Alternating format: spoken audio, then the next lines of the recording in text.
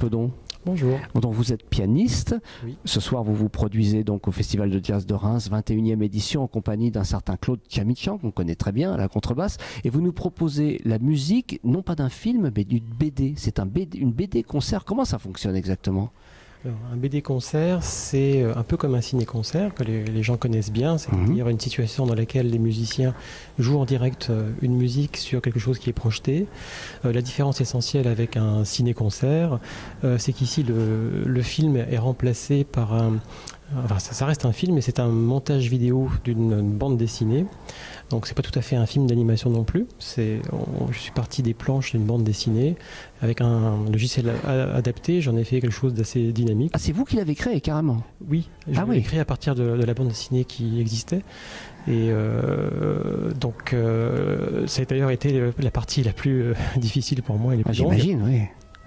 Et donc le principe, sinon, c'est exactement comme le ciné-concert. Donc, avec ici la différence essentielle aussi, que les gens doivent lire du texte et pas seulement, par exemple, entendre quelque chose ou regarder quelque chose.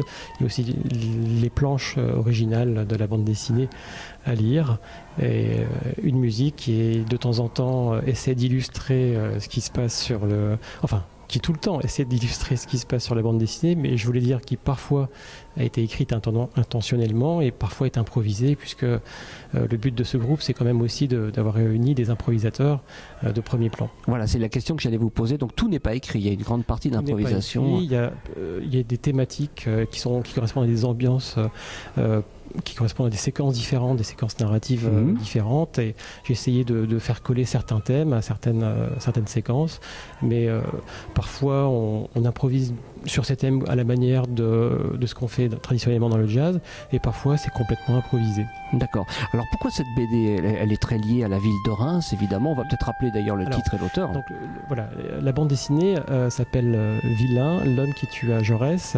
Elle a été écrite et dessinée par Daniel Cazenave et Frédéric Scheff, qui sont deux artistes rémois, un dessinateur et un scénariste. Et ils ont créé cette bande dessinée il y a 3 ans. En fait, j'ai pas vraiment choisi cette bande dessinée, c'est-à-dire qu'il se trouve que ce sont 2 amis à moi, et ils m'ont aimablement demandé d'essayer de monter un spectacle autour de la bande dessinée lorsqu'elle est sortie. Et donc c'était à ce moment-là que j'ai commencé à réfléchir. Vous avez travaillé en commun avec les auteurs de la BD ? Pas vraiment. En fait, non, ils m'ont livré... Carte blanche. Ils m'ont donné carte blanche, ils m'ont livré les planches de la bande dessinée. Enfin, je l'ai lu attentivement. J'en ai extrait une partie de l'histoire. C'est-à-dire toute la bande dessinée n'apparaît pas dans le BD concert, parce que ça se veut quand même quelque chose de peut-être de plus dynamique qu'une bande dessinée au sens usuel.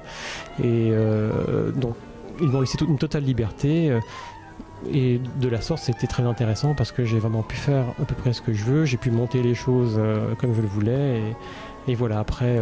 Belle idée, beau mélange de médias en tout cas.